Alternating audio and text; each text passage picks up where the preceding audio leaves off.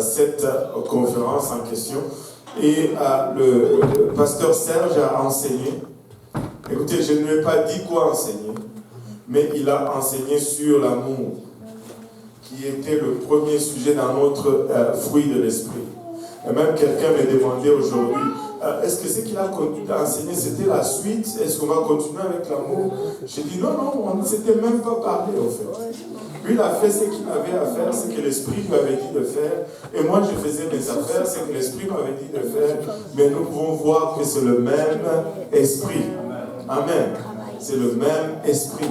Écoutez, si vous écoutez seulement ce qui est prêché et que vous le mettez en pratique, vous n'allez pas avoir besoin de venir voir le pasteur pour tel ou tel problème.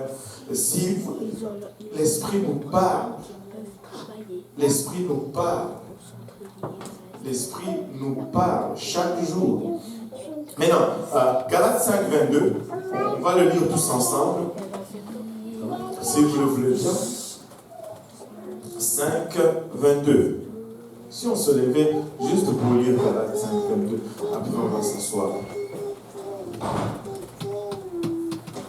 Galates 5, 22. Si vous l'avez trouvé, dites Amen. Alléluia. Lisons-le tous ensemble. Mais le fruit de l'esprit, c'est l'amour, la joie, la paix, la patience, la bonté, la bénignité, la fidélité, la douceur, la tempérance. Et Dieu va nous aider à regarder ce fruit du point de vue de l'évangélisation. Amen. Vous pouvez vous asseoir. Vous savez, il est clair, quand on lit le fruit de l'esprit, que au-delà de notre communion fraternelle et les uns les autres, nous avons besoin des fruits de l'esprit pour évangéliser. Comment aller évangéliser sans amour? Si on n'aime pas, on ne va pas être intéressé dans le salut des gens dehors. Amen. Ça va nous être égal leur sort. On va les regarder et ils font leurs affaires. Nous aussi, nous faisons notre affaire. Maintenant, après les avoir aimés, comment aller les évangéliser avec tristesse? Nous ne pouvons attirer personne si nous n'avons pas nous-mêmes la joie. Écoute, ce monde est plein de tristesse, ce monde est plein d'amertume, ce monde est plein de situations tellement tristes. Mais la joie du Saint-Esprit en nous peut amener une lumière dans la vie crise de tristesse de ce monde. Et si nous n'avons pas la joie à offrir, c'est difficile de les attirer. Pasteur Graham nous dit toujours, c'est plus facile d'attirer des mouches avec du miel qu'avec du vinaigre. Nous devons être joyeux. Nous devons être juste quand quelqu'un est joyeux, c'est agréable à regarder. Je n'ai jamais vu quelqu'un s'attarder à regarder quelqu'un qui est amer ou qui a le visage foncé. Quand quelqu'un a le visage serré, très souvent c'est « Oh, c'est quoi ?» Mais quand quelqu'un est joyeux, c'est tout le temps « Ah, mais ça va ?» Bon, on veut voir plus. On veut sentir c'est quoi la source de cette joie. Dans ce monde plein de troubles, nous avons besoin de laisser la paix du Seigneur émaner en nous. Nous ne devons pas avoir un visage inquiet quand nous allons évangéliser. Nous ne devons pas être plein d'inquiétudes, plein de préoccupations. Nous devons laisser la paix du Seigneur respirer en nous. Et si nous avons le Seigneur, si nous confessons avoir le Seigneur, nous devons également avoir sa paix. Il dit, je vous laisse ma paix, je vous donne ma paix, et le monde ne peut pas nous enlever la paix que le Seigneur nous donne. Amen. Et ça, ce sont des points qu'on a déjà regardés. Et après cela, nous avions parlé de la patience. La patience, ça c'est une des qualités qui se fait de plus en plus rare dans notre génération. Nous sommes très impatients. Et des fois même, nous sommes impatients dans les situations que nous avons traversées nous-mêmes. Et nous savons ce que ça a pris pour que nous les traversons. Mais quand c'est quelqu'un d'autre, on devient très vite impatient. Nous devons avoir la patience avec les âmes. Il y a de ces âmes que nous allons gagner comme ça. Ils vont venir à Dieu et ça va être vraiment une fusée qui décolle à la verticale. Et ils vont partir. Mais il y en a d'autres, leur piste de décollage doit être allongée parce que sinon ils n'arriveront jamais à décoller. Et ça prend la patience. Ça prend la patience. Juste, je ne sais pas qu'est-ce que ça a à voir avec la patience, mais tu sais, quand vous faites quelque chose, des fois, ce n'est pas parce que vous ne voyez pas le résultat tout de suite que cette chose est perdue. Et que là, vous dites, ok, je vais arrêter. Non. Mardi, j'étais à la banque, sur Sherbrooke, et l'Angélie, la banque CIBC. Et je devais aller faire un dépôt pour l'église. Là, je descends de la voiture, je marche vers la banque, il y a un magasin métro à côté. Et là, il y a un itinérant qui était là. Il me regarde, il me dit, que le Seigneur vous bénisse. Je dis, oh, tu sais, des fois, tu ne sais même pas quoi répondre tellement que tu es surpris. Je dis, qu'il vous bénisse. Il dit, est-ce que vous connaissez, vous, notre Père dans le ciel? Est-ce que vous l'aimez? J'ai dit, oui, je le connais. Et là, j'étais perplexe. Je ne savais pas quoi lui dire. Il me dit, moi, j'ai été baptisé, moi. J'ai dit, oh. Il dit, tu as été baptisé. J'ai dit, tu as été baptisé où? Il me dit, ah, j'ai été baptisé, je ne me rappelle plus où. Tu sais, quand il dit, je ne me rappelle plus où, j'étais comme, voilà, encore une autre histoire. Et puis il me dit, est-ce que tu connais Mehdi? Moi, je dis, mais bien sûr, c'est Mehdi, je le connais. Je dis, ben oui, alors, je lui dis, alors, est-ce que tu t'es fait baptiser à Hochelaga ou à Saint-Laurent? Il me dit, ah, ça doit être à Saint-Laurent, c'était loin, à l'ouest, là. J'ai dit, ouais, c'est à Saint-Laurent. Et il s'était fait baptiser le printemps passé, là. Il s'appelle Renard. Renard! Voilà. Oui, c'est Renard. Je l'ai croisé comme ça. Qui a? Moi, je l'ai trouvé.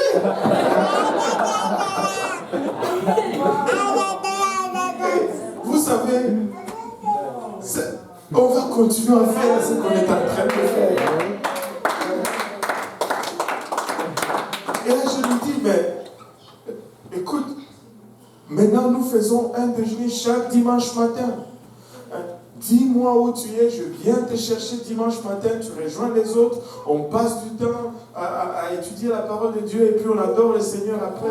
Il dit oui. Et il n'a pas de téléphone, bien entendu, je lui ai laissé une carte avec mon numéro et le numéro de Mehdi.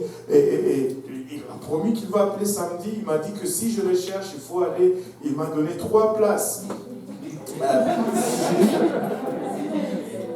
Non, il n'est pas là.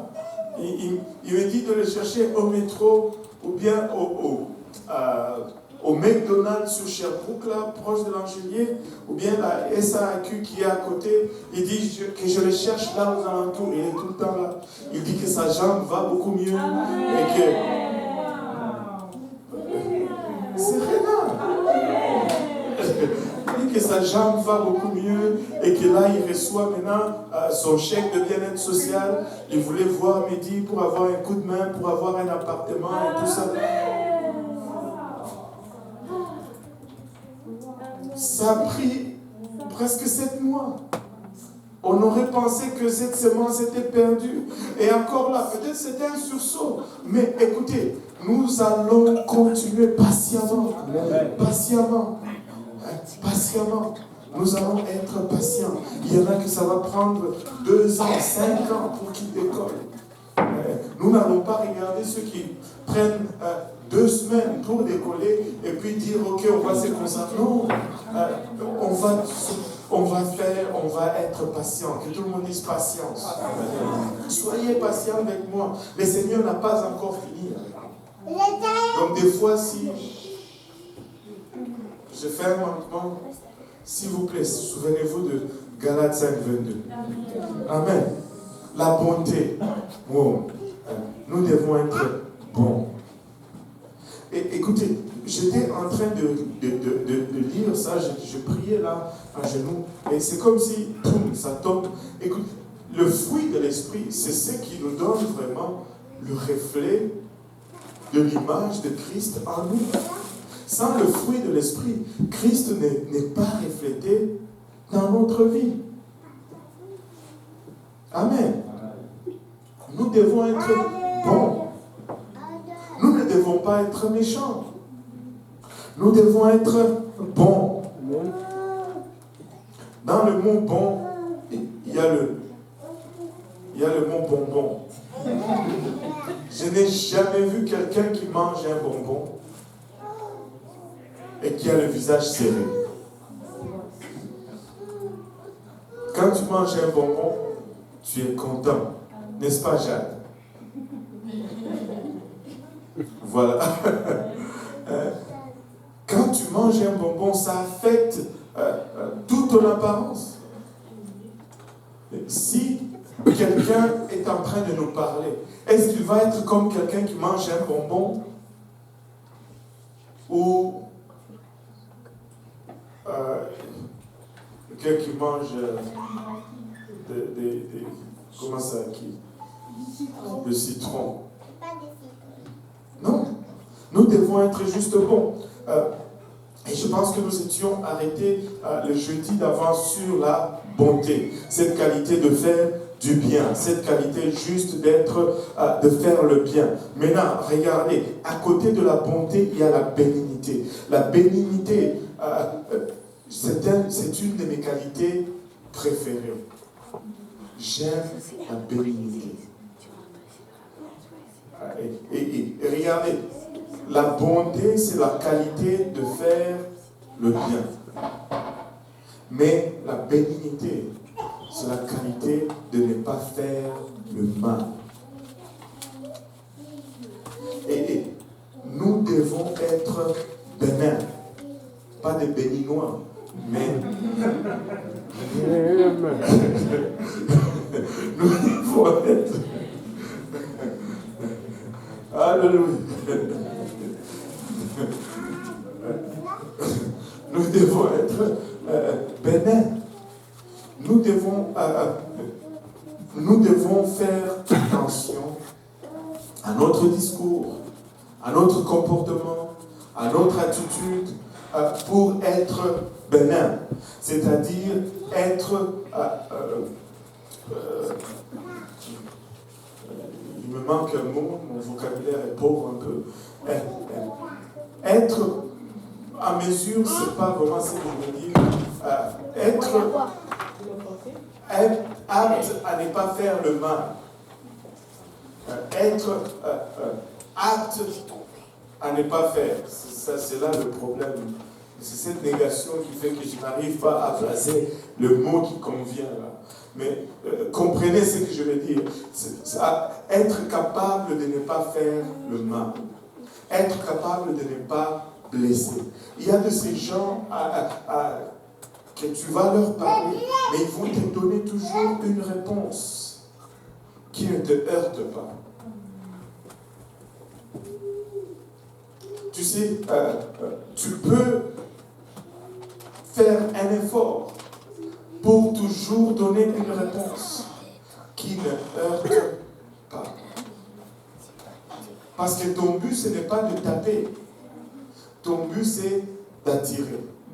Tu sais, quand nous sortons, nous rencontrons toutes sortes de gens qui ont toutes sortes de vécus aussi. Et très souvent, quand nous sommes défiés au niveau de la doctrine, nous avons cette facilité à perdre la bénignité. Mais notre objectif, ce n'est pas de gagner l'argument. Notre objectif, c'est de gagner l'âme. Tu peux gagner l'argument et perdre l'âme. Et tu n'auras pas accompli la volonté de Dieu. Qu'il soit catholique, ancré, adorateur de sainte annualité, tu peux prendre le temps de parler avec douceur, avec tact, sans toutefois offenser la personne. Amen. Nous devons être bénins. Nous devons être à mesure d'apporter cette vérité sans heurter la personne. Nous ne sommes pas appelés à faire le mal. Nous sommes appelés à faire le bien.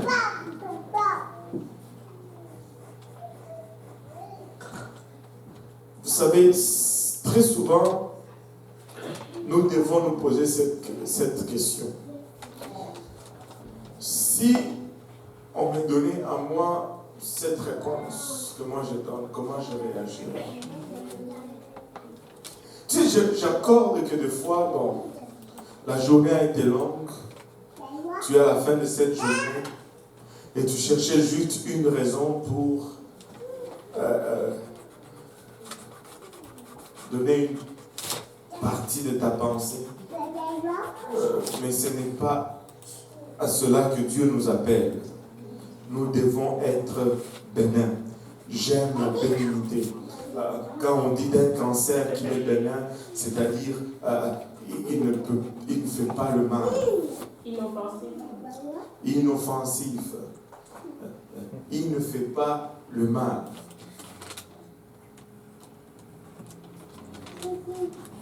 La fidélité.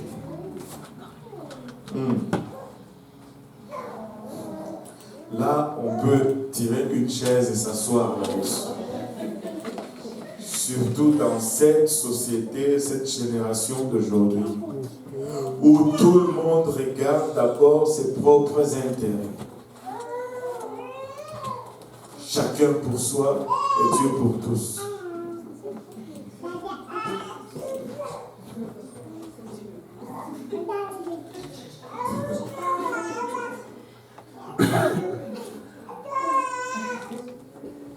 Il y a une historique là-dessus. Hein? Ça conduit au pays. Ah, chacun s'assoit, Dieu le pousse.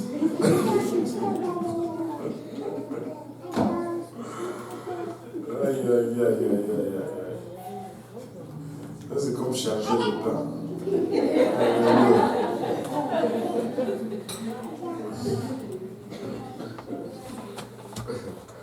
Chacun pour soi, Dieu pour tous. C'est pas, tu ne trouves pas ça dans le livre de Proverbes.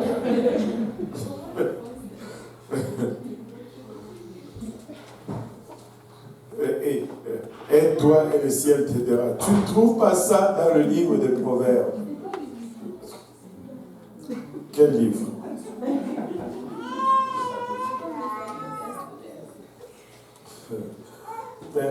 La fidélité est de plus en plus rare dans notre génération ou dans notre époque où chacun pense d'abord à lui-même.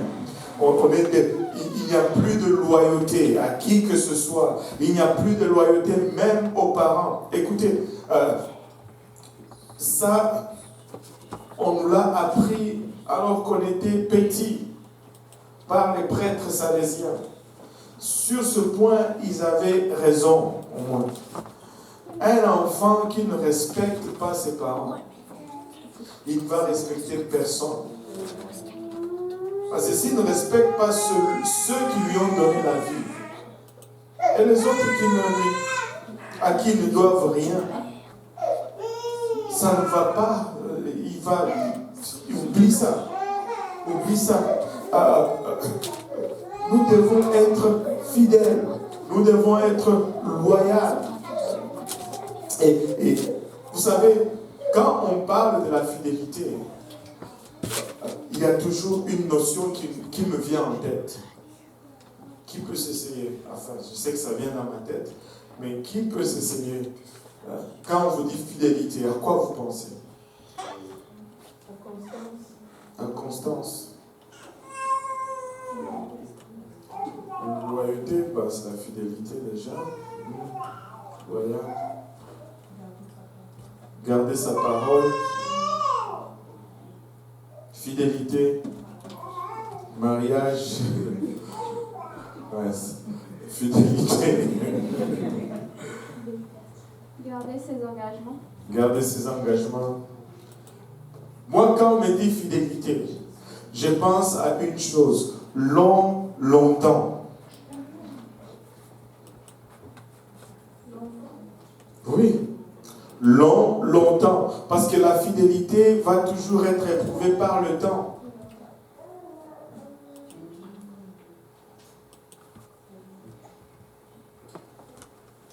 Par le temps.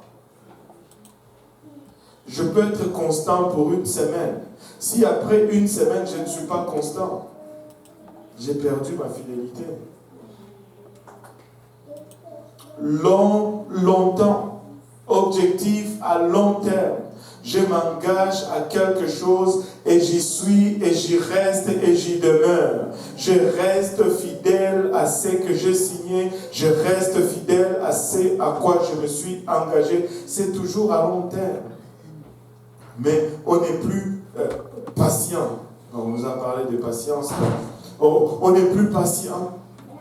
On devient infidèle. Nous devons être fidèles. Encore une fois, le reflet de notre Seigneur.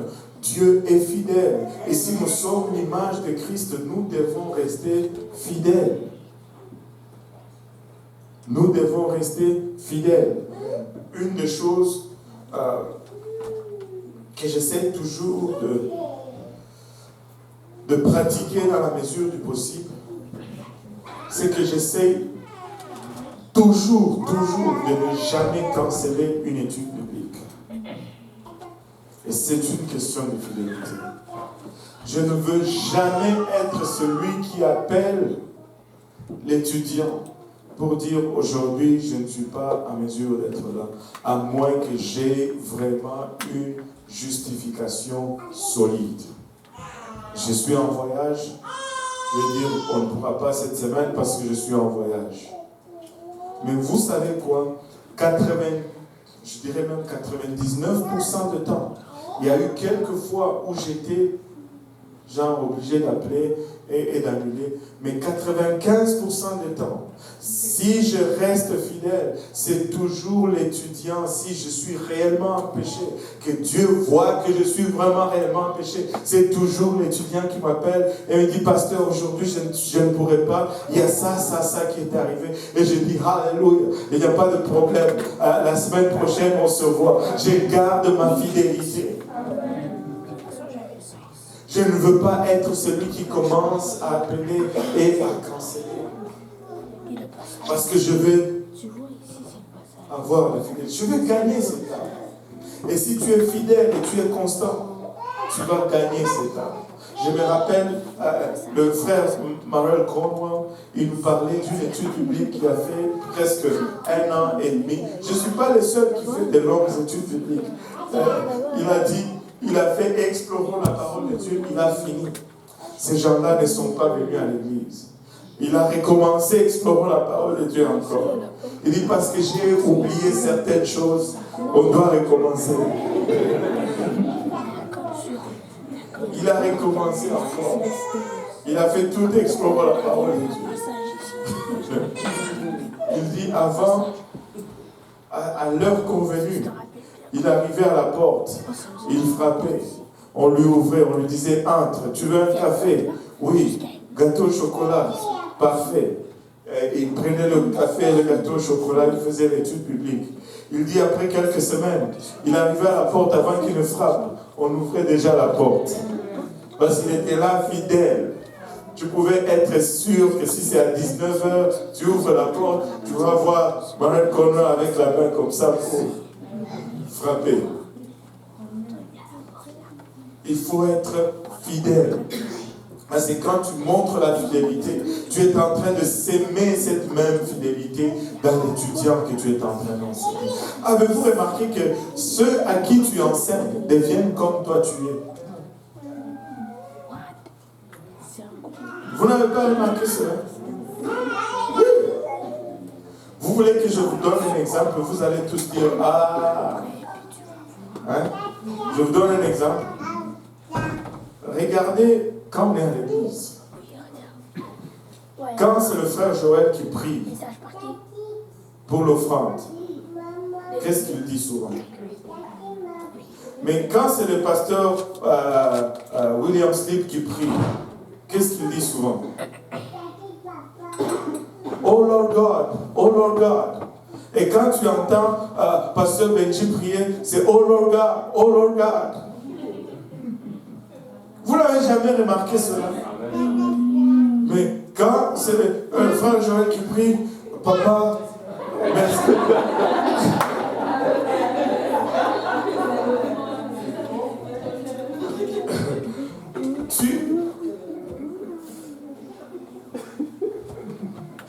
Ceux à qui tu enseignes, tu sèmes, tu es en train de te reproduire. Et si tu es fidèle, tu vas reproduire la fidélité.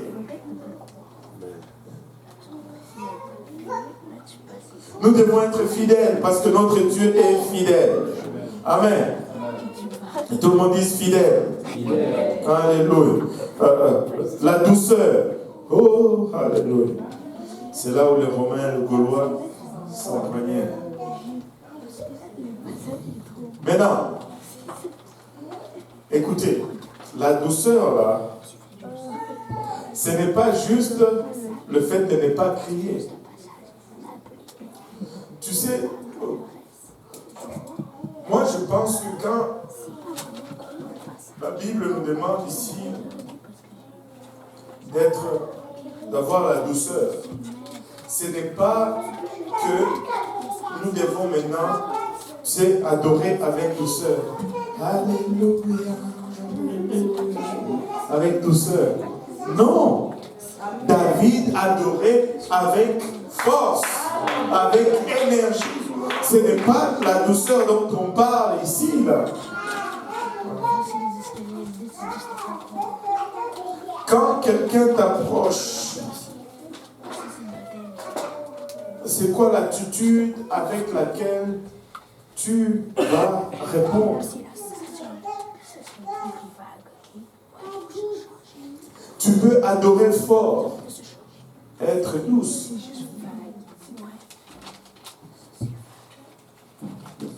Tu peux être enthousiasmé, être douce. Ce n'est pas la douceur dans ma façon de marcher. C'est la douceur dans les rapports les uns les autres. Je peux marcher dur et être doux. Quand tu me parles, je te réponds avec douceur. Je ne te heurte pas. Et quand on a cette habilité, on attire les gens.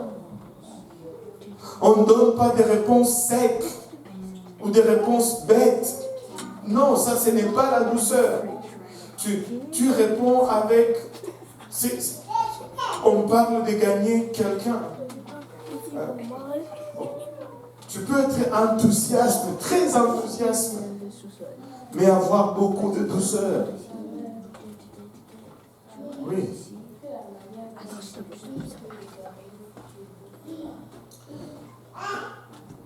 Encore une fois, il y a façon de rire et rire. Si tu ris, genre un rire mon cœur, ça c'est pas doux. Parce qu'il y a de ces rires. Bon, tu es en train de lancer des flèches en riant. Ce n'est pas doux. Si ton rire va heurter quelqu'un, ce n'est pas doux. Si ton rire va faire que quelqu'un commence à se poser des questions, ce n'est pas doux. Il y a rire et rire. Ça marche toujours.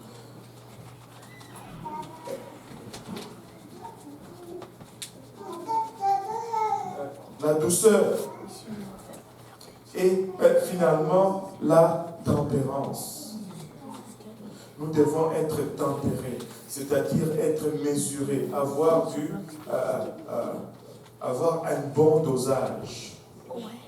Tu sais, ne pas toujours réagir à chaud. Ne pas, tu sais, nous devons tourner la langue 7 fois dans notre bouche avant de parler. Donc, avant de répondre, tu fais. Et pendant que tu fais ça, tu es en train de te calmer. Ta réaction ne sera pas crue. Amen. Tu prends du temps. Vous savez par l'expression qu'on dit il faut battre le fer quand c'est chaud. Oui, c'est biblique. C'est-à-dire qu'il faut se saisir de l'opportunité alors que la personne a soif. Il faut lui donner la vérité. Ne pas attendre que le moment de la soif passe. Mais ce n'est pas parce qu'il m'a posé une question poignante que je dois répliquer avec fureur là tout de suite parce que c'est encore chaud. Ça, c'est pas la douceur, ça. Tu sais, quand tu es doux, tu absorbes certaines choses.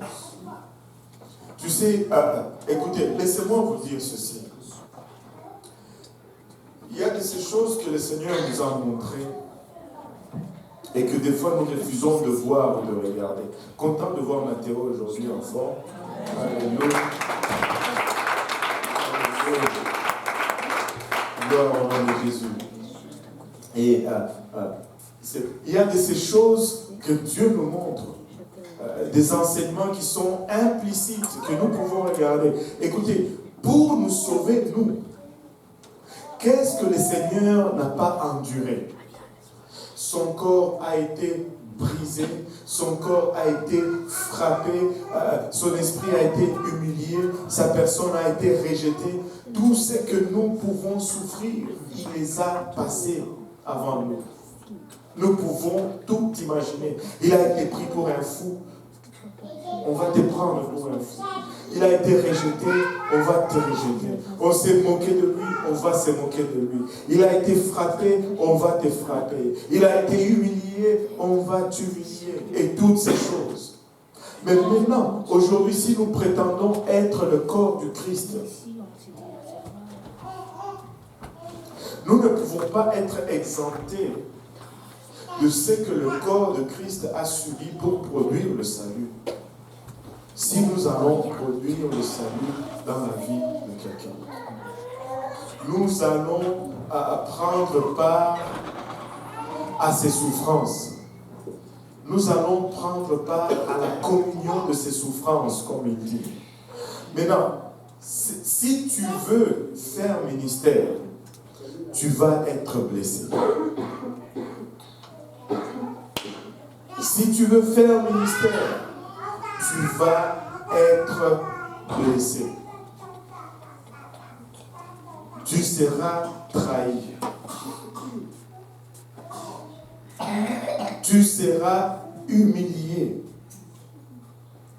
Et au fait, sincèrement, si tu n'as pas subi ces choses, tu ne sauras vraiment pas comment faire un ministère.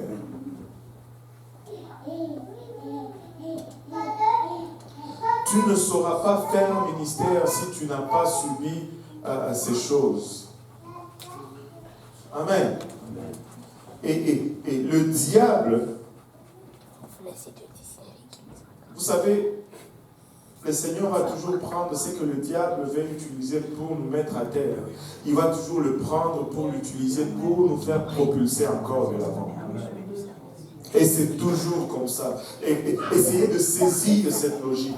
Le diable, quand il blesse, quand il cogne, quand il frappe, quand il offense, quand il humilie, c'est pour que tu ne sois pas en mesure de faire ministère. Toute offense que tu vas subir, c'est pour que tu te refermes sur toi. Et quand tu te refermes, tu n'es plus à mesure de faire un ministère. Mais le Seigneur va prendre cette blessure pour que tu saches comment soigner ceux qui sont blessés pareillement. Il va prendre cette offense pour que tu puisses consoler, savoir comment consoler ceux qui sont offensés. Il va prendre ce que le diable essaie de faire. Mais si tu acceptes de mettre cela dans les mains du Seigneur, quand tu es offensé, au lieu de te refermer, tu vas plutôt t'ouvrir pour pouvoir prendre les autres. Le diable te frappe. À chaque fois que tu frappes quelqu'un, la réaction c'est comme ça. Mais si tu as le Seigneur, tu vas pouvoir t'ouvrir malgré le coup. Si tu permets au Seigneur de prendre ces offenses, de prendre ces douleurs, tu vas participer à son ministère. Et il va se servir de toi. Avez-vous remarqué que très souvent, les gens que nous allons aider efficacement, c'est les gens qui ont souffert les mêmes choses que nous avons souffert. Parce que nous pouvons nous identifier facilement. Nous pouvons savoir ce qu'ils sont en train de traverser. Nous pouvons juste lire ce qu'ils sont en train de vivre. Nous ne souffrons pas pour rien. Nous souffrons pour que nous puissions être à mesure de faire le ministère. Mais si nous fuyons la souffrance, nous n'allons pas être à mesure de faire ministère de façon appropriée. Je ne suis pas en train de dire que nous devenons des sadiques qui courons après la souffrance avec plaisir. Ah, je vais souffrir pour que je puisse faire ministère. Non, non, non, non. Ce n'est pas cela. Nous n'allons pas chercher ces choses. Et laissez-moi vous dire, même si vous n'allez pas les chercher, ces choses vont venir vous chercher. Parce que Dieu veut faire de vous des vases capables de faire ministère. Et regardez ce qui suit après ceci. Il dit, la loi n'est pas contre ces choses. Il dit, ceux qui sont à Jésus-Christ ont crucifié la chair avec ses passions et ses désirs. Oui. Quel comportement avoir face à tout ça, l'offense,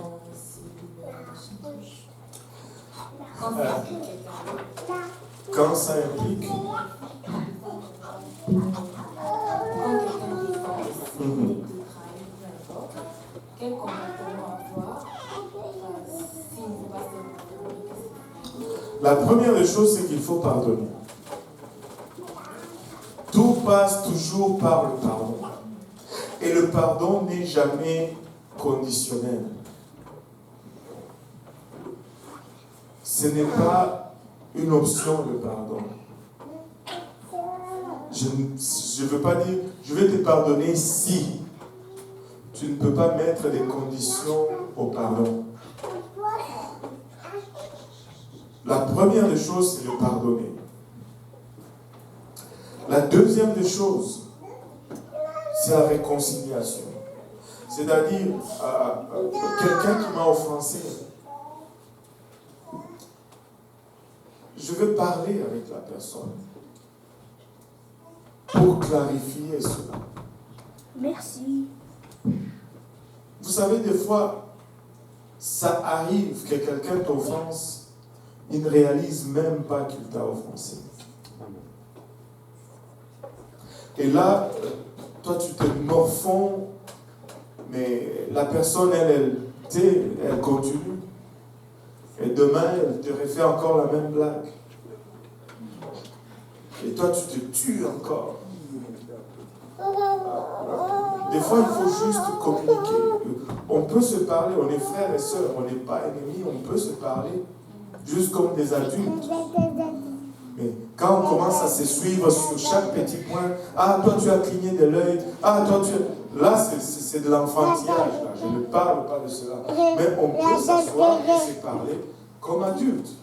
Amen. Et voilà, tu sais, des fois c'est juste une question de culture. Comment tu as été élevé. Je vais vous donner un exemple. Ce n'est même pas une question de culture, ça c'est une question de personnalité. Vous savez, des fois, quand vous allez vous êtes au parc et que les gens jouent toujours à des jeux un peu extrêmes. Et ils mettent de l'eau dans le ballon, ils viennent te lancer ça sur la tête. C'est pas drôle. Ou bien, bon, tu sais, les jeux il faut se bousculer, se pousser.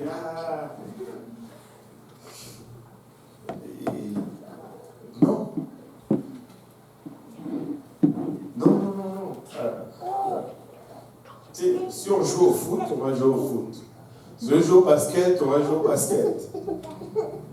Mais là, commencer à faire des jeux qui n'ont pas de règles, ça ne marche pas. On se bouscule, on se pousse, des adultes, ça manque un peu de respect et c'est offensant. Amen. Et ne faites pas des choses comme ça.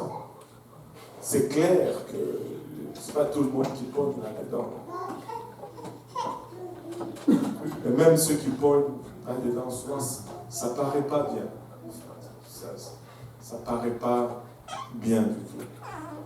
Bon, personnellement, je n'aime pas ça. Ne viens pas me lancer un ballon plein d'eau. Je veux me fâcher. On peut se battre pour ça.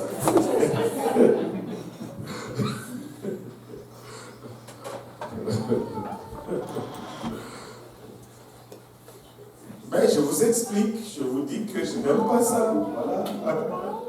Comme ça, s'il y a des jeux comme ça, vous allez dire, ah, lui, il n'aime pas ça. On va éviter. Amen. Juste la communication, des fois, c'est simple, mais ça résout beaucoup de problèmes et beaucoup de situations. Maintenant, après, il y a de ces gens que, même si tu lui expliques, c'est comme si il ne comprend pas. Mais dans ces cas-là, bon, si toi tu es là, moi je ne suis pas là. Amen. Tu évites de te faire offenser. Tu ne vas pas te mettre toujours dans la position de te faire offenser si tu sais que, bon, là, ça ne va pas donner. Il y en a qui, des fois, tu essaies de lui expliquer, mais il est en train de rire. Non. Peut-être que je suis sérieux, je n'aime pas vraiment ça, et puis bon, voilà. Et donc, juste éviter cela. Mais ne pas aller se mettre tout le temps dans une position où tu te fais offenser tout le temps. C'est pas non plus très malin. Mais non, j'étais en train de dire, ceux qui sont à Jésus-Christ ont crucifié la chair avec ses passions et ses désirs. Vous savez, une des éléments qui fait que nous ne produisons pas le fruit de l'esprit est trouvé dans la compréhension de ce verset 24. Ceux qui sont à Jésus-Christ ont crucifié la chair. Et notre plus grand problème aujourd'hui, c'est qu'en général, nous sommes très égoïstes. Nous pensons toujours d'abord à nous-mêmes, à notre chair. Et si notre chair est encore vivante, nos besoins vont être toujours avant les besoins des autres. Nos désirs vont être toujours, et nous allons avoir un problème et nous n'allons pas produire le fruit. Oui, sœur Rebecca. La question que je me posais, justement, on parle des pensées d'amour à soi, c'était par rapport à l'offense. Quand on disait, c'est bon de parler, mais je voulais savoir, des fois, tu n'es pas sûr, en fait, si l'offense que tu ressens, est-ce que c'est légitime, est-ce que c'est juste parce que tu regardes à toi ce que tu veux, ce que tu aimes, et donc c'est bon, ou alors tu es vraiment offensé parce que quand même ce que la personne a fait n'est pas correct, et donc dans ce moment-là, tu es un peu contre soi. Mais d'abord, la légitimité de l'offense. Tu sais, fois, c'est une question très pertinente. Parce que des fois, les gens vont s'offenser parce qu'ils prennent certaines choses pour acquis. Ça, ce n'est pas une offense légitime. Et si on arrive à crucifier sa chair, déjà, on va éliminer beaucoup de ce qu'on peut appeler les offenses illégitimes, selon le nouveau vocabulaire. Ce n'est pas parce que... tu sais, ça s'explique très souvent quand tu vas communiquer, quand tu vas parler avec la personne. Quand tu vas parler avec la personne qui t'a soi-disant offensé dans le cadre de cette offense illégitime, des fois c'est peut-être juste une mécompréhension. Et il n'y avait même rien pour que tu sois offensé. Mais la communication va être clé. Et si tu viens me dire, oh, bah, quand tu as fait ça, j'étais offensé, mais écoute, bah, s'il n'y a pas de raison que tu sois offensé, je vais te l'expliquer. Et espérons que tu sois aussi mature pour que tu puisses les comprendre. Mais à la longue, si tu vois que cela arrive avec telle personne, avec telle personne, avec telle personne, et tu dois réaliser à quelque part que peut-être que c'est toi qui es le problème, parce que tout le monde ne peut pas toujours être en tort tout le temps.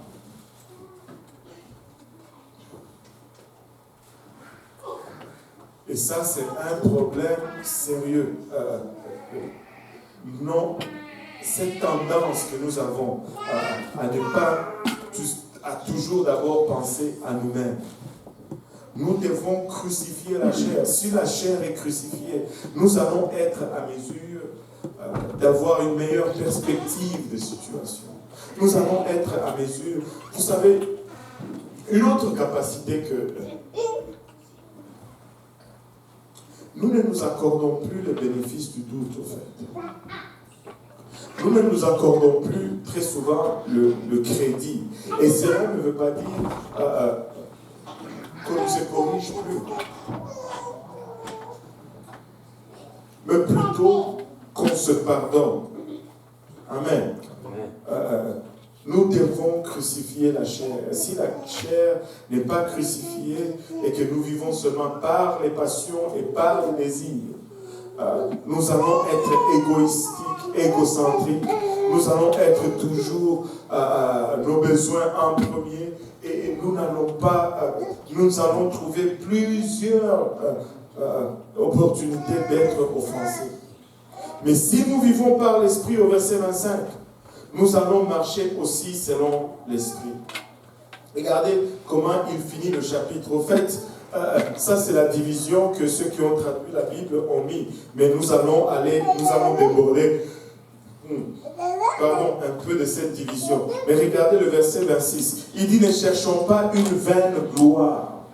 Et quand nous sommes égocentriques, c'est toujours notre bien, notre gloire qui prône, en nous provoquant les uns les autres et en nous portant envie les uns aux autres. Écoutez, des fois,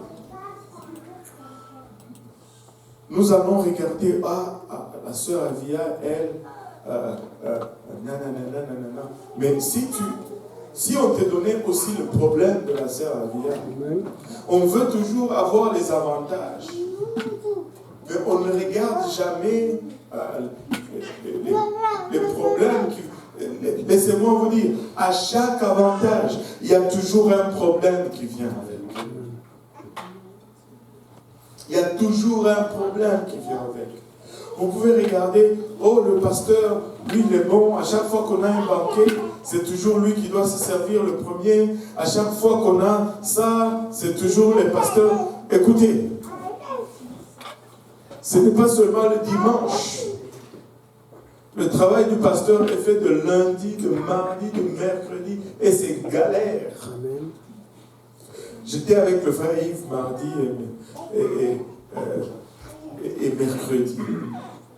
Et Il m'a dit, je pense à peu près 5 ou 6 fois, il m'a dit, ah, c'est toujours comme ça tes journées. Je dis, à peu près. Il dit, ah, c'est dur la vie d'un pasteur. Je dis, bon, c'est plus ou moins. Je ne voulais pas le décourager. Alléluia. Et ici, tu ne peux pas juste regarder les avantages. Parce qu'à chaque avantage, il y a un contre-coup. Il y a un contre-coup qui vient. Donc tu peux regarder le bien, mais regarde aussi le prix à payer par la suite. Oui, sœur Solange. Mathéo, le micro là. Je voulais demander aussi sur l'offense. Quelqu'un peut t'offenser et toi tu fais les démarches pour l'expliquer s'il y avait une compréhension ou quoi. Et la personne reconnaît que oui, j'avais tort, pardonne-moi, merci d'avoir fait ces démarches. Et puis après, la personne commence à te fuir. Et toi, tu sais que la Bible nous dit que nous devons être en paix avec tout le monde. Oui. Et tu fais quoi après? Parce que, bon, tu peux essayer de courir après, mais bon, tu vas remarquer seulement que tu as pris, comme on dit au Cameroun, ça moins cher. Elle a pris ça moins cher. Aïe, aïe, aïe, aïe. Plein d'expressions aujourd'hui. Amen. C'est chaud, on est à Yaoundé là. Elle t'a pris ça moins cher. Mais celle-là, je la connaissais pas encore.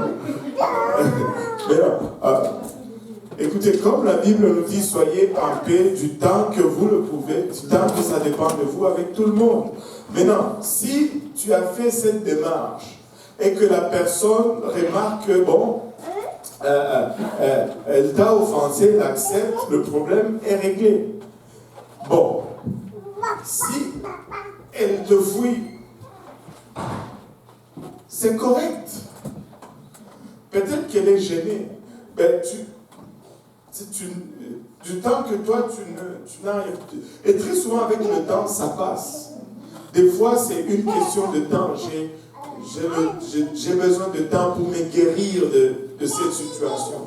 Et puis, peut-être à la longue, on va revenir à comme on était avant. Ou peut-être qu'elle te fuit parce qu'elle ne veut pas t'offenser à nouveau. Des fois, c'est plus fort que moi. Et pour ne pas t'offenser, j'évite.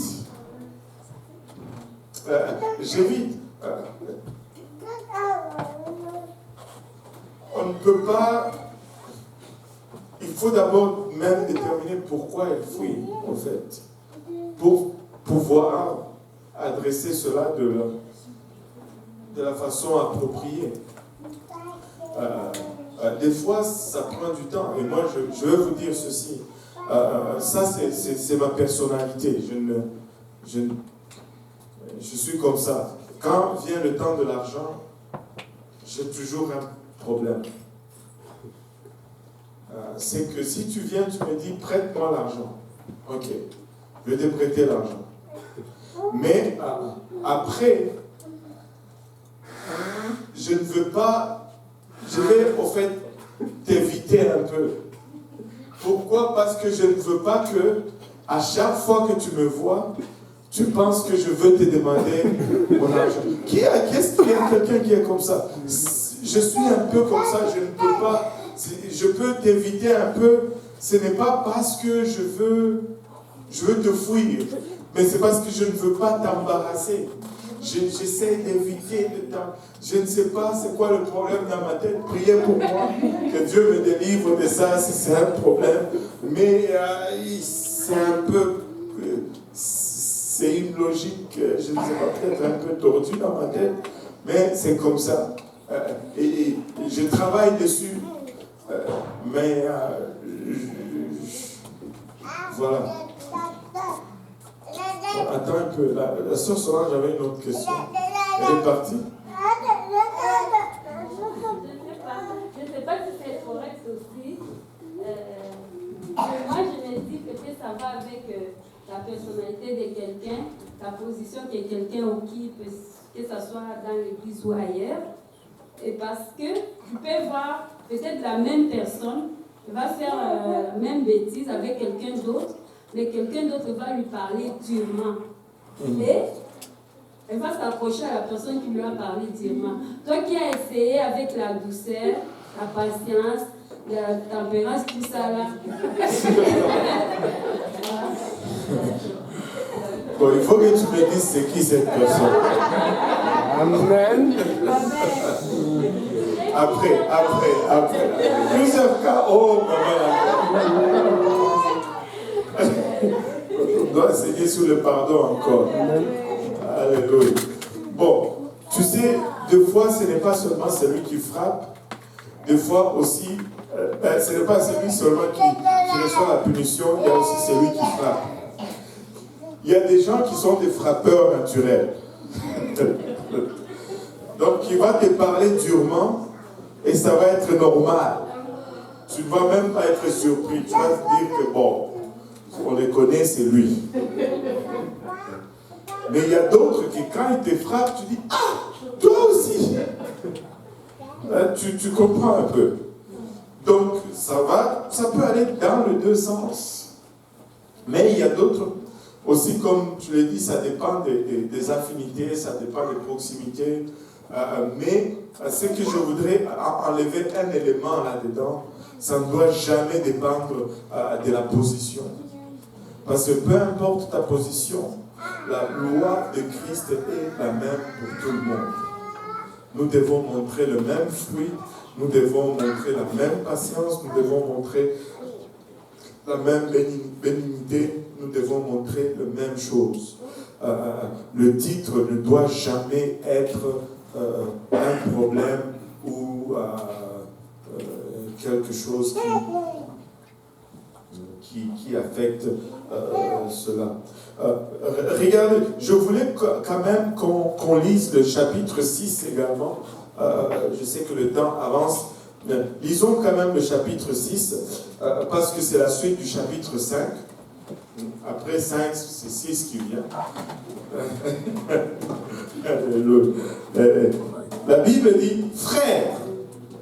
Et ça inclut les sœurs aussi. Amen. Parce qu'il y a un S à la fin. Si un homme vient à être surpris en quelque faute, vous qui êtes spirituels, redressez-le avec un esprit de douceur. Et prends garde à toi-même de peur que tu ne sois aussi tenté. Et pourquoi il dit cela? Là, on a parlé de fruits un peu par rapport à l'évangélisation, par rapport à quand on sort et qu'on va évangéliser. On a besoin du fruit de l'esprit pour avoir ces caractères qui attirent les gens. Sinon, nous allons repousser les gens. Mais ces fruits ne sont pas bons seulement pour évangéliser. Mais quand nous sommes entre nous, nous devons démontrer le même fruit de l'esprit pour pouvoir vivre en harmonie les uns les autres. Écoutez, nous devons être à mesure de nous supporter les uns les autres. Si la parole de Dieu nous dit d'aimer nos ennemis, combien davantage devons-nous aimer nos frères et sœurs? Amen. Amen. Combien davantage devons-nous aimer les frères et les sœurs? Si nous devons aimer ceux qui nous veulent le mal, combien davantage devons-nous aimer le partenaire avec qui nous travaillons, celui avec qui nous sommes dans la lutte, en train de lutter ensemble pour faire avancer le royaume de Dieu? Nous devons nous aimer les uns les autres. Amen. Et regardez ceci. Il dit, redresser avec un esprit de douceur, prends garde à toi-même de peur que tu ne sois aussi tenté. Écoutez, quand tu vas aider quelqu'un dans une situation, mettons, je vais prendre juste un exemple. Okay? Juste un exemple. Un quelconque démon s'est saisi du frère Cédric. Juste un exemple, ok? Juste un exemple. Et là, moi, je commence à prier, à intercéder, et je vois le frère Cédric, on travaille ensemble, et le frère Cédric commence à s'en sortir. Que pensez-vous que va être la réaction de ce démon vis-à-vis de moi? il va me détester. Il va vouloir ma chute aussi. Il va s'attaquer à moi. Et c'est pourquoi la Bible nous dit que quand nous redressons quelqu'un, nous devons prendre garde nous-mêmes afin que nous ne soyons pas tentés par la même chose.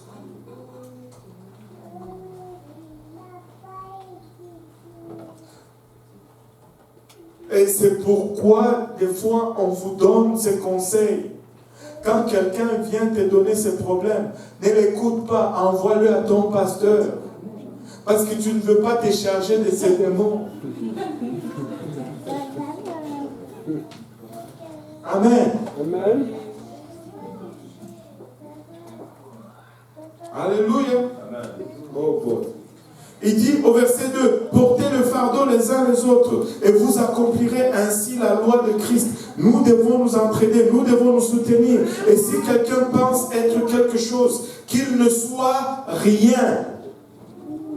Il s'abuse lui-même. Nous avons très souvent une haute opinion de nous-mêmes.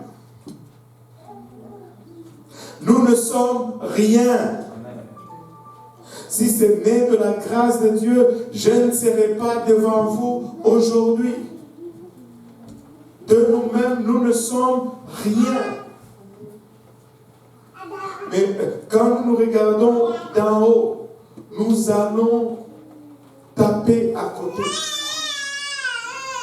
Oui, sur son âge. Comment est-ce que je peux porter le fardeau de ton frère ou ta sœur si tu ne sais pas par quoi il traverse, dans ce qu'il traverse?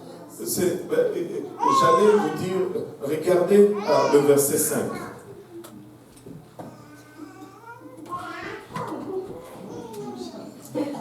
Est-ce qu'il s'est contredit? Ah bon, c'est pourquoi on est en train de faire la leçon. Il y a de ces choses que tu vas porter toi-même. Et le mot fardeau ici, ce n'est pas le même mot dans le grec. Dans le verset 2 et dans le verset 5, c'est deux mots différents.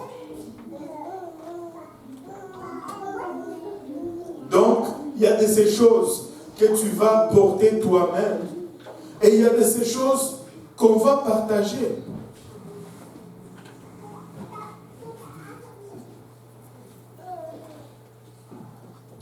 Le premier fardeau, c'est le mot baros, si je prononce bien le grec. Baros, qui veut dire une charge.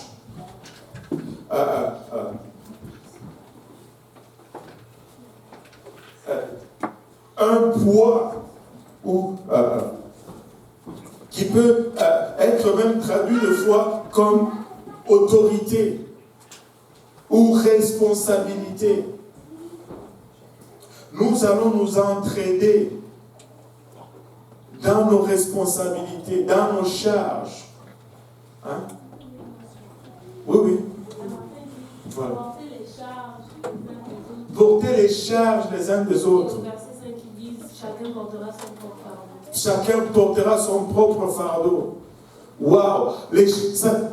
C'est les responsabilités. Le premier fardeau, ce n'est pas mes problèmes. C'est mes responsabilités. Écoutez, je ne peux pas porter le fardeau de cette église moi-même. Mais mes faiblesses, je vais les porter moi-même.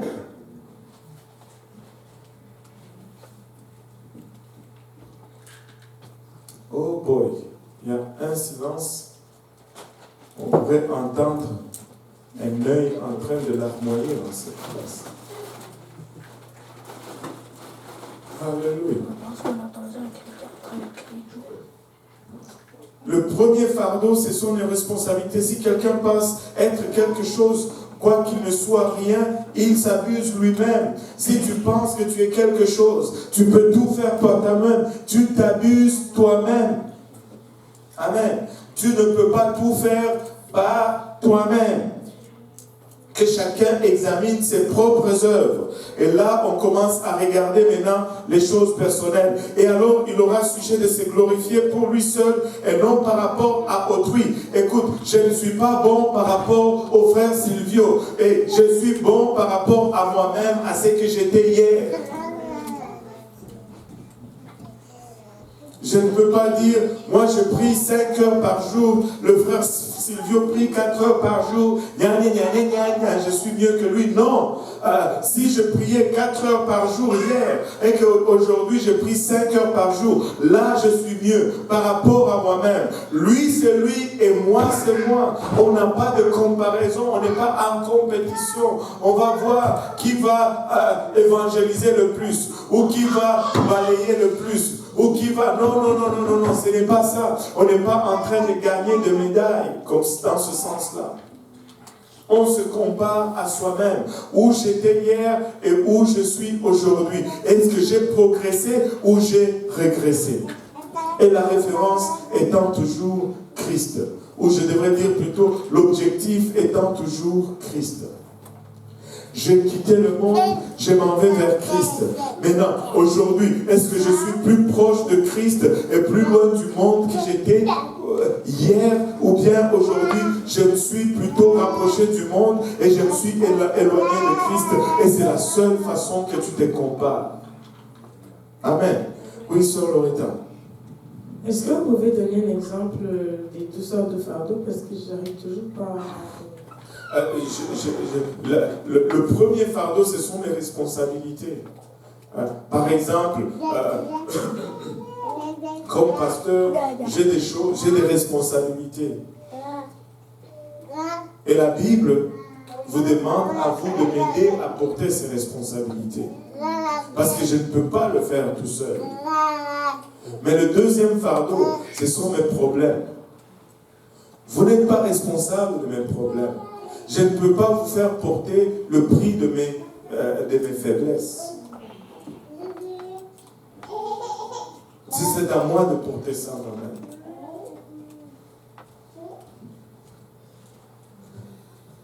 Oui, parce que j'avais lu aussi un peu dessus.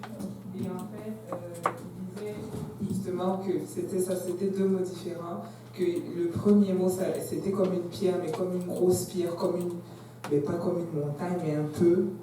Ça, c'était ça, le mot charge. Et que le mot... Le deuxième mot, c'est un diminutif, c'est photion, qui veut dire comme...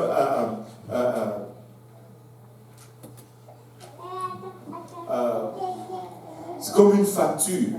C'est ça, comme un prix à payer. Chacun porte normalement, genre. C'est ça. C'est pas comme un sac, un prix à payer. Par exemple, si j'ai commis une erreur, je suis responsable de cette erreur. Je ne peux pas te faire porter la responsabilité de mon erreur.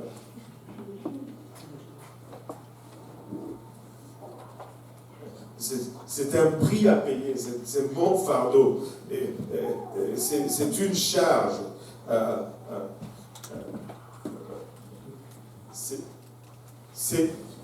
Je pense que aussi on peut dire le premier fardeau, c'est une responsabilité. Mais le deuxième fardeau, c'est comme si c'était une tâche à faire.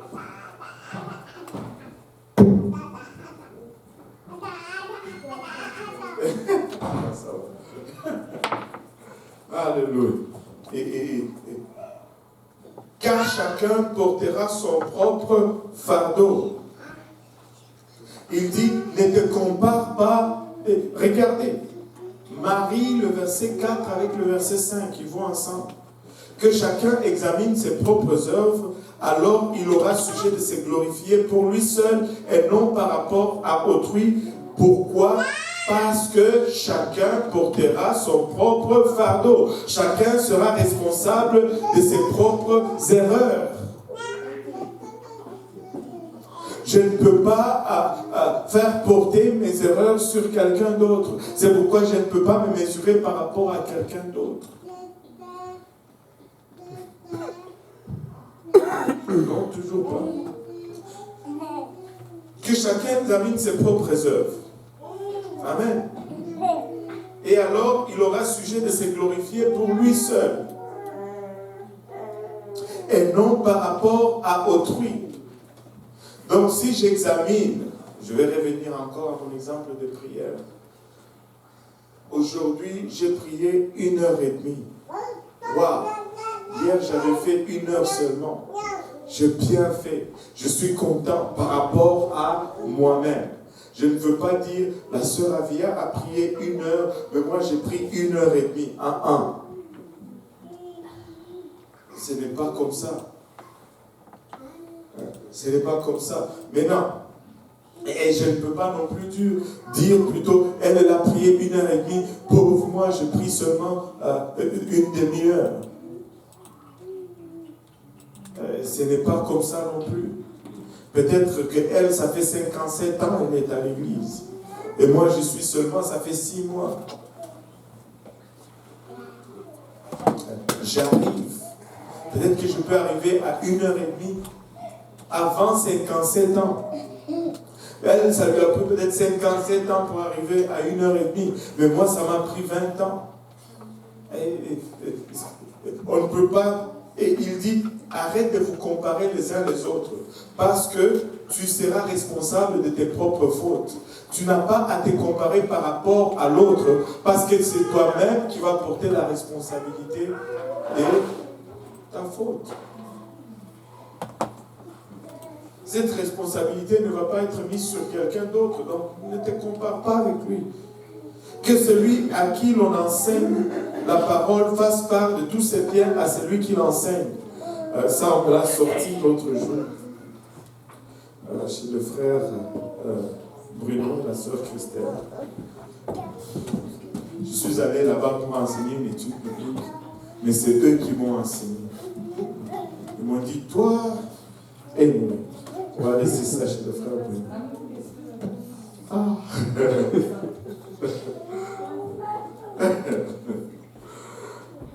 Il dit que c'est lui à qui l'on enseigne la parole. Et c'est le frère Bruno qui est venu avec le verset.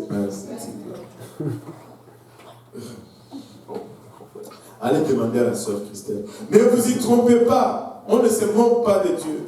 C'est qu'un homme aura semé, il le moissonnera aussi. Tu ne peux pas s'aimer à la chair, espérer récolter l'esprit. Si tu as planté des haricots, tu vas récolter des haricots. Si tu as planté du riz, tu vas récolter du riz. Si tu as semé l'amertume, tu vas récolter l'amertume. Quand tu souris à quelqu'un, quelqu'un te sourit en retour, normalement. Il y a de ces gens à qui tu souris de fois et puis tu regardes, mais qu'est-ce que tu veux? Bon, c'est parce que notre monde est déjà croche, est déjà tordu. Mais en principe, quand tu souris à quelqu'un, il te sourit en retour. Mais jamais tu regardes quelqu'un, tu fais... Et puis il va te sourire. Jamais. Il va te regarder, c'est quoi ton problème? Et tu récoltes ce que tu sèmes. Si tu sèmes le sourire, tu vas récolter le sourire. Si tu sèmes la joie, tu vas récolter la joie. Amen. Une question? Est-ce qu'on peut revenir sur le verset 6? Ah!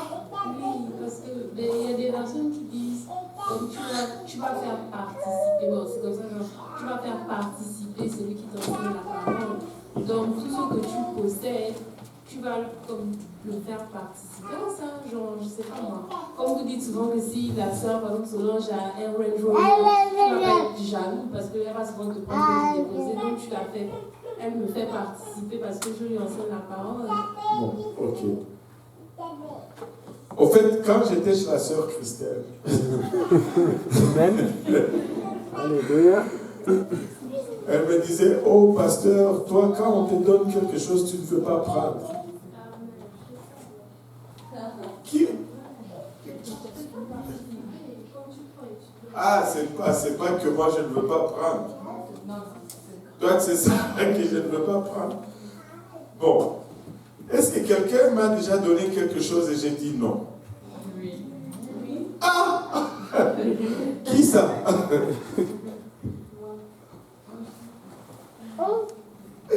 Qu'est-ce que vous avez vous m'avez donné que j'ai dit non? Hein? Qu'est-ce que vous m'avez donné que j'ai dit non?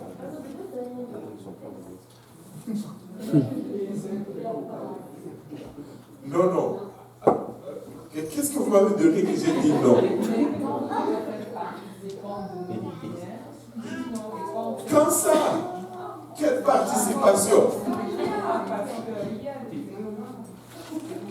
Quel exemple? C'est ça que je demande, parce que moi je ne m'en souviens pas.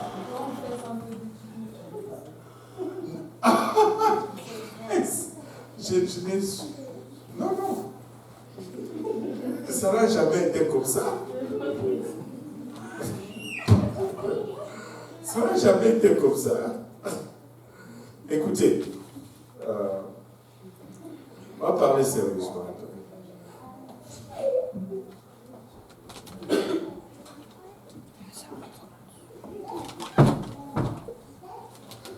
Je n'ai jamais refusé un bienfait. Mais je n'ai jamais non plus voulu donner l'impression que les gens doivent absolument faire ces choses-là.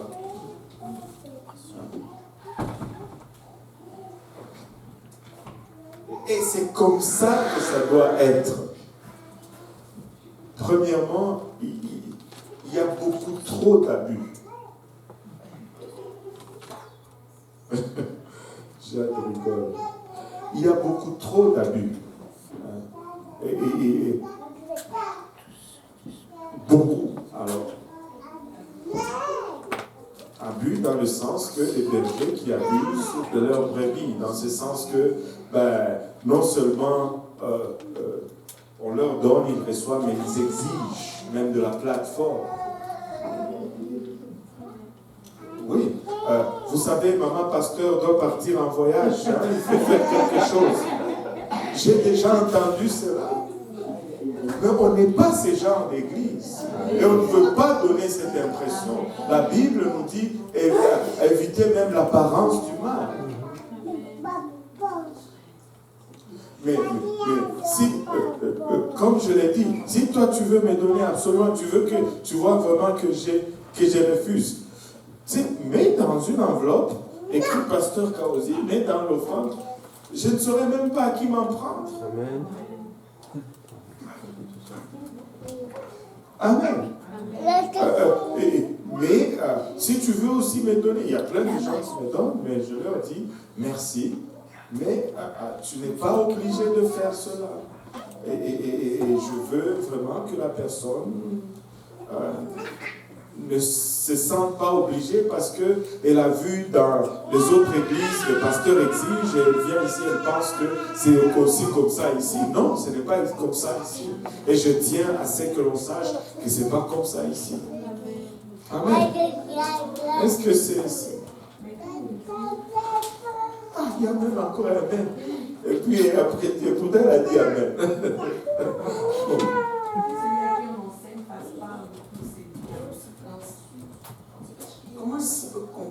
Cela ne veut pas dire que tu me donnes tous tes chèques de paye.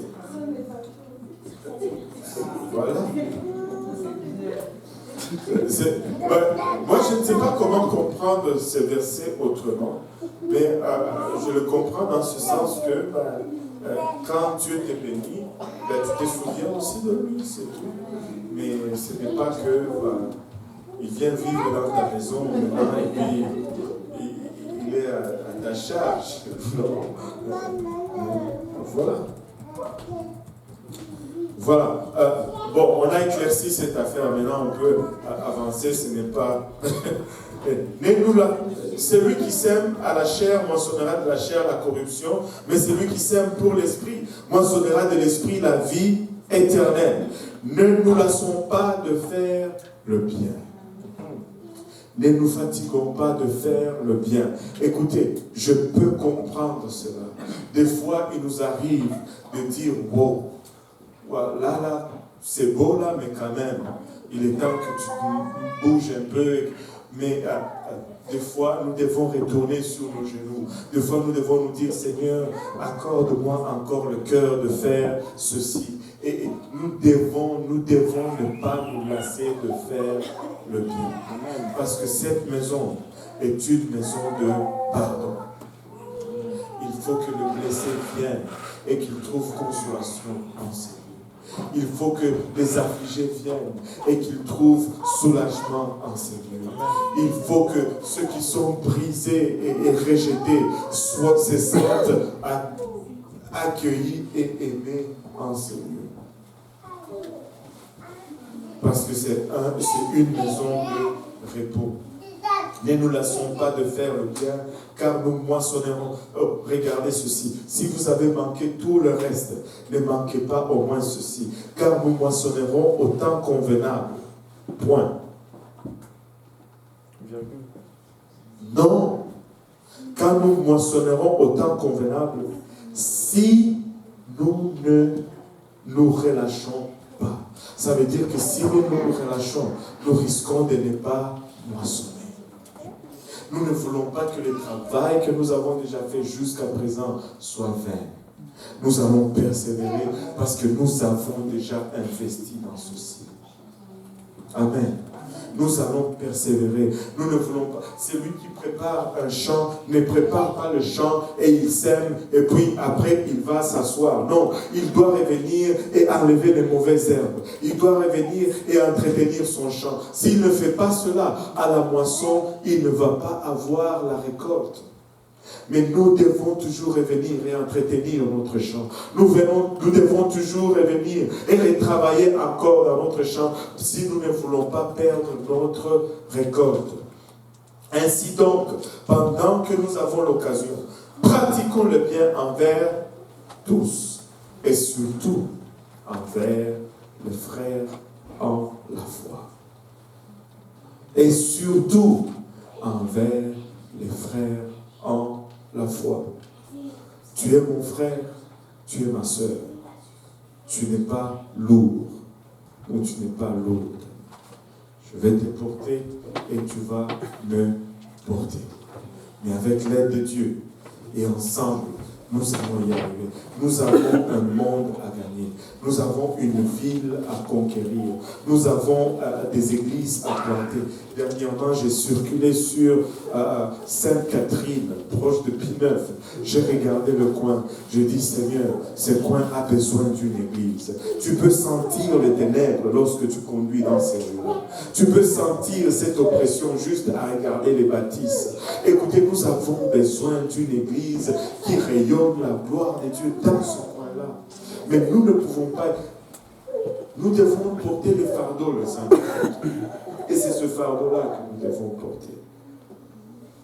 Oui.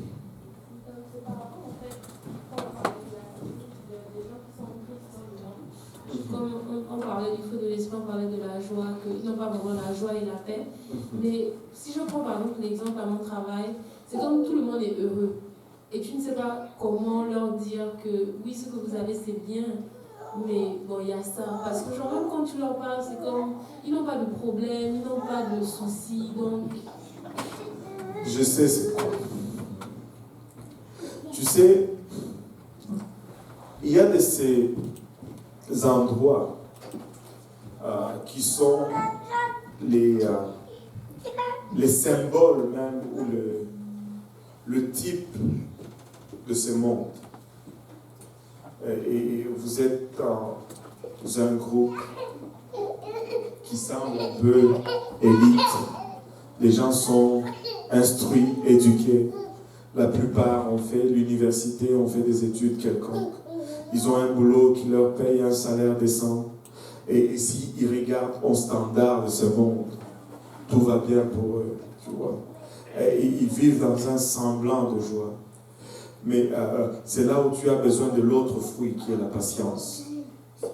Parce que des fois, tu vas le regarder, tu vas te dire, mais à quoi même ça me sert, moi, de galérer comme je vis une vie de sainteté, de prière, alors qu'ils ont la joie. Mais va lire Psaume 73. Tu vas vite revenir à la réalité.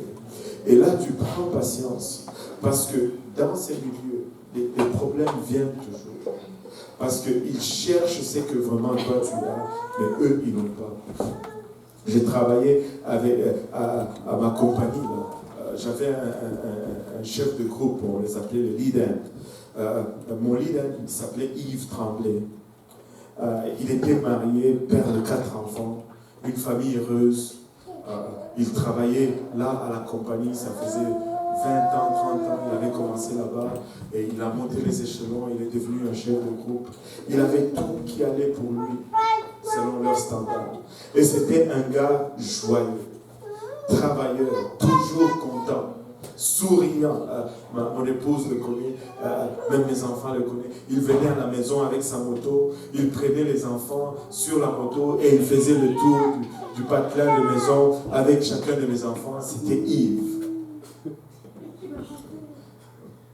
Content. Et toujours prêt à aider quelqu'un. Toujours prêt à aider quelqu'un. Et il m'a beaucoup aidé, ce type. Mais tu sais, un jour, ça frappait dans sa maison. Un jour, sa femme allait sur Internet. Elle a rencontré soi-disant quelqu'un. Et là, le mariage a éclaté.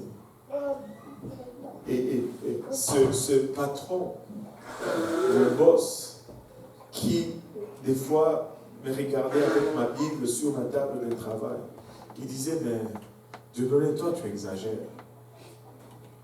Et des fois il riait de moi. Et des fois Mais quand le problème a frappé, il n'est pas allé voir ses amis avec qui il sortait à la pause pour aller dans les restaurants où il y a des serveuses sexy.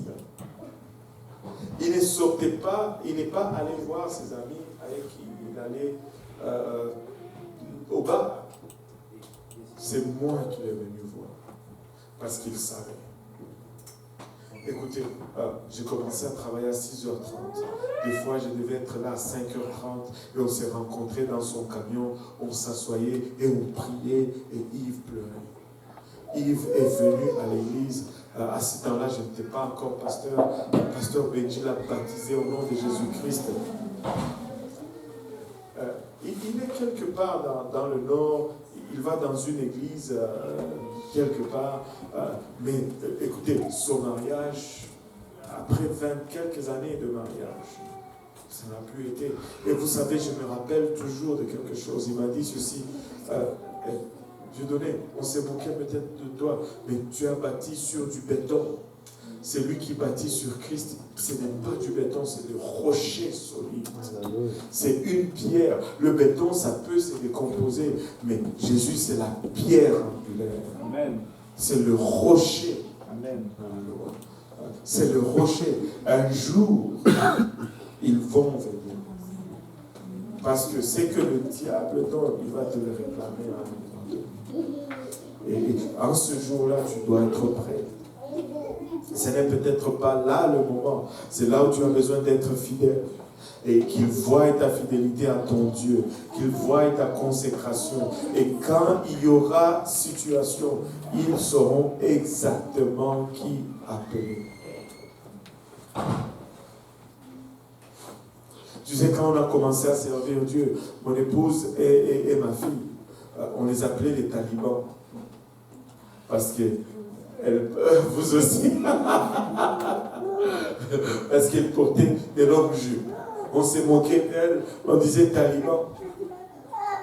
À ce temps-là, c'était le 9 septembre 2001. Taliban, ce n'était pas un compliment. Enfin, comme aujourd'hui. Mais aujourd'hui, quand il y a problème dans la famille, devinez quel téléphone sonne en premier. C'est le téléphone des talibans qui sonne. Parce qu'ils savent qui prie. Ils savent qui sait toucher la main de Dieu. Ils savent. Mais nous devons rester fidèles. Nous devons rester fidèles. Amen. Oui, sœur Loretta. Parce que j'aimerais savoir, par exemple, dans ce genre de cas où les personnes te voient et puis ils viennent te demander des conseils, dire prie pour moi parce que j'ai telle situation. Donc quelqu'un est déjà venu me voir comme ça et je lui ai dit, tu as plus besoin d'arranger ta vie avec Dieu parce que c'est ça le problème de la personne qui est comme, je vais te rappeler.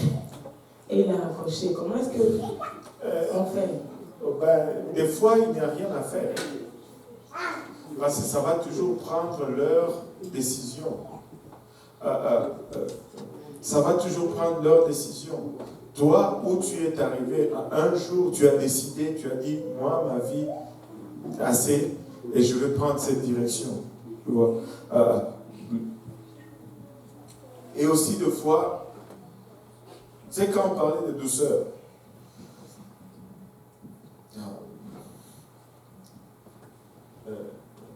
des fois, il faut y aller doucement. La personne est peut-être en crise, mais elle n'a pas encore réalisé. Et si tu vas très vite, tu sais, des fois la personne est en crise, mais elle pense qu'elle peut encore s'en sortir. Et souvent, quand la crise est partie, elle retourne à sa situation.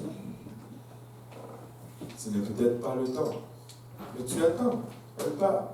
Si elle part, des fois tu n'as rien à faire. Ce n'est pas que je suis obligé absolument de faire quelque chose. Il y a des situations où tu ne peux rien faire parce que même Dieu lui-même ne peut rien faire. Après avoir mouru à la croix,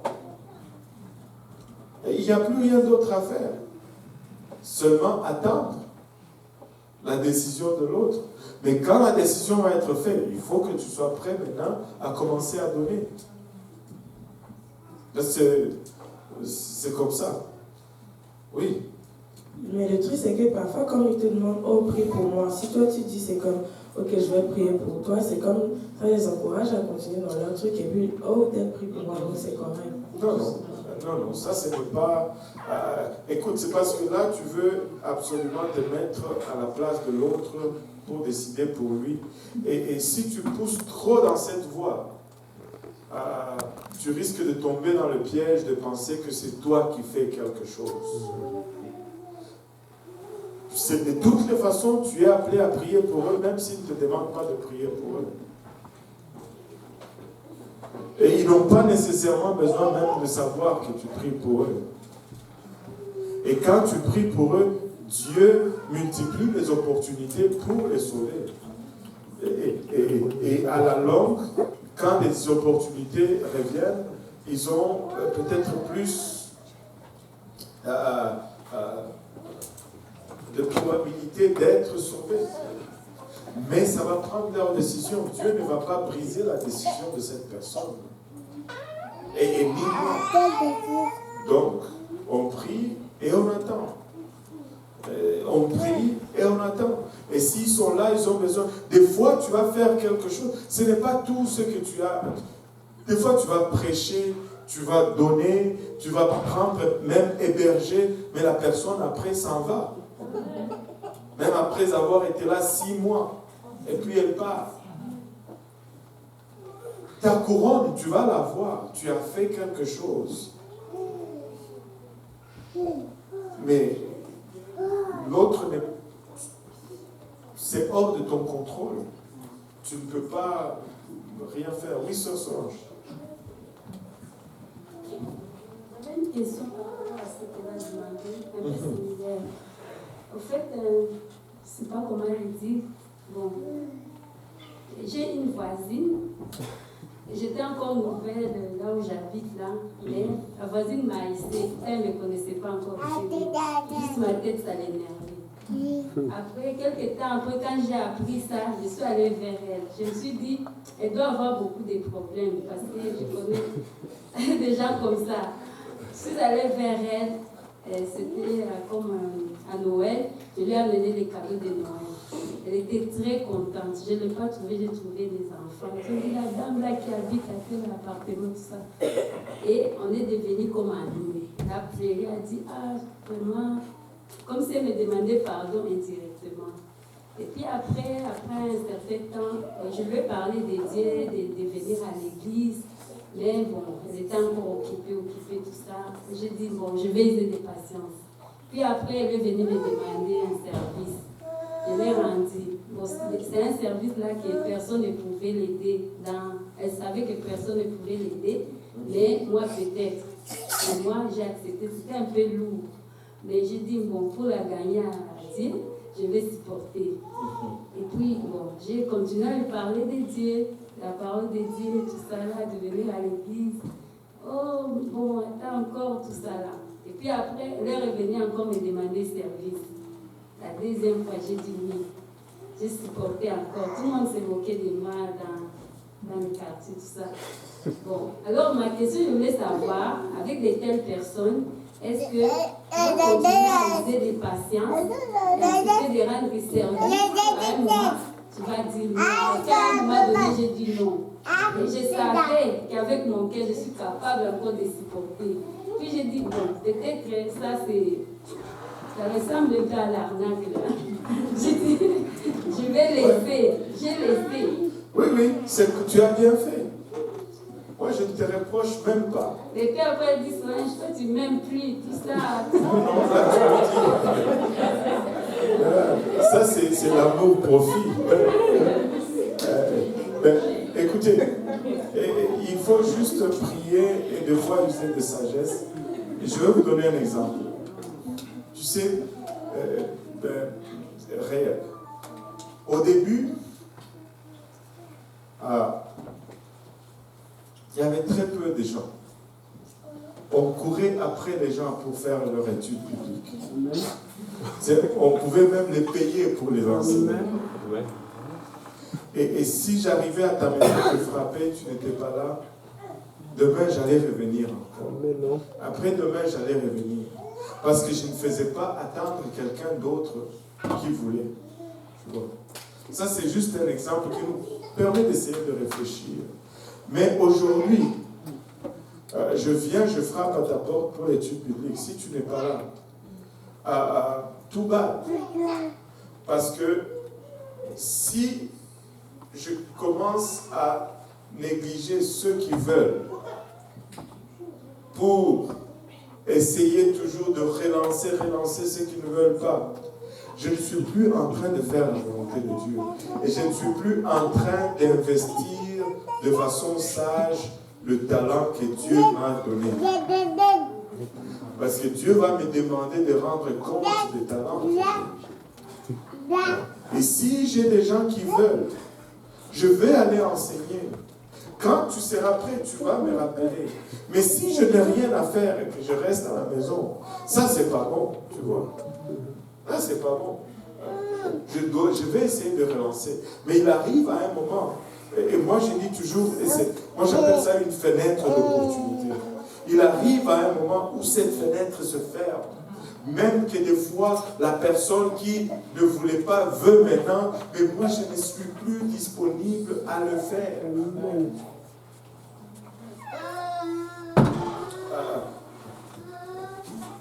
Mais ça, nous le laissons entre les mains de Dieu. Moi, je m'occupe de gérer ce que je peux gérer, c'est-à-dire mon temps et mes programmes et ce que je peux faire. C'est tout ce que je peux contrôler. Je ne peux pas contrôler l'autre. Et il y a de ces gens qui vont venir pour essayer d'user de la bonté chrétienne. On va leur accorder la chance. La chance. Mais après, il y a un moment où on ferme la porte, on dit, ben, assez, c'est assez. Parce que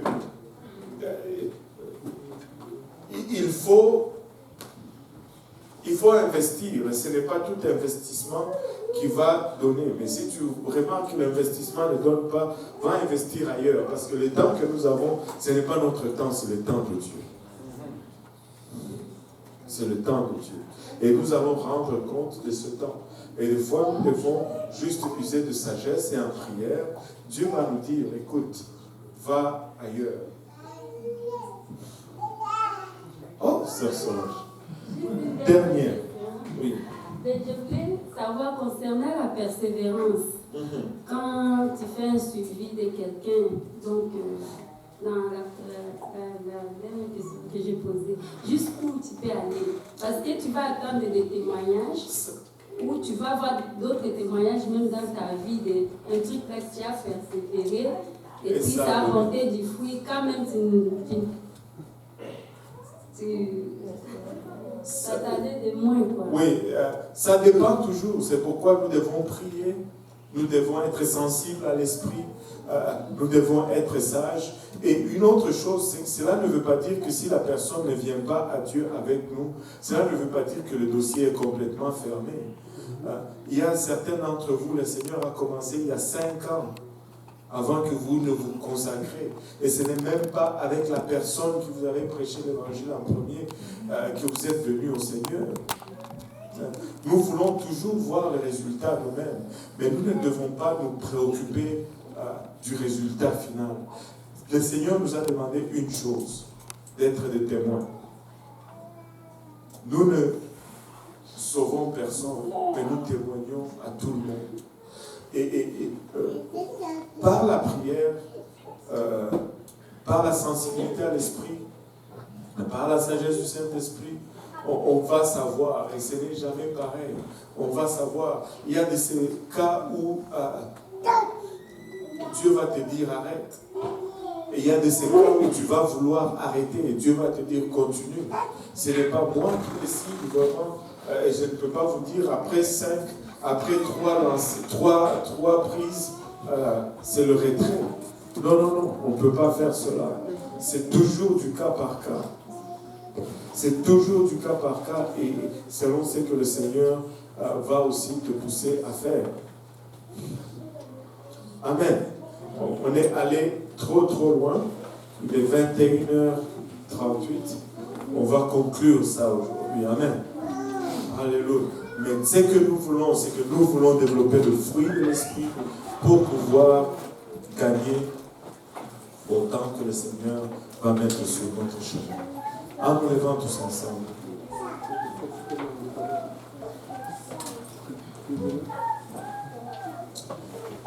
Merci Seigneur. Père, nous te remercions encore une fois, Papa, pour ton amour, ta bonté et ta fidélité vis-à-vis de nous, Seigneur. Merci pour le privilège que nous avons eu de partager, Papa, ces aspects de ton image à nous, Seigneur. Nous te prions maintenant que tu nous rendes aptes à refléter ces aspects, Seigneur. Que tu nous rendes aptes, Seigneur Jésus-Christ, à vraiment être ton miroir, Seigneur, afin que le monde puisse te voir à travers nous, Seigneur. Et qu'il puisse, Papa, venir à toi. Père, aide-nous dans nos faiblesses, aide-nous dans nos manquements, nous te prions. Papa, le peu que nous avons partagé notre prière, c'est que ça germe dans nos cœurs et que ça produise la vie éternelle. Souviens-toi de chacun de nous dans ta grâce et dans ta miséricorde, Père éternel. Et garde-nous sur notre chemin de retour aujourd'hui, jusqu'à ce que nous allons nous rencontrer prochainement, Papa. Souviens-toi de chaque demeure, de chaque famille, de chaque maison représentée ici, Père. Et que ta miséricorde, ta grâce et ta provision accompagnent, Papa. Alléluia. Et que ta lumière reluise, Seigneur, dans chaque famille, dans chaque demeure qui est représentée ici. Père, préserve-nous jusqu'à ce que nous allons nous rencontrer prochainement. Au nom de Jésus, nous te prions. Avec action de grâce dans nos cœurs. Nous disons tous au nom de Jésus. Au nom de Jésus. Alléluia. Pouvons-nous battre nos mains.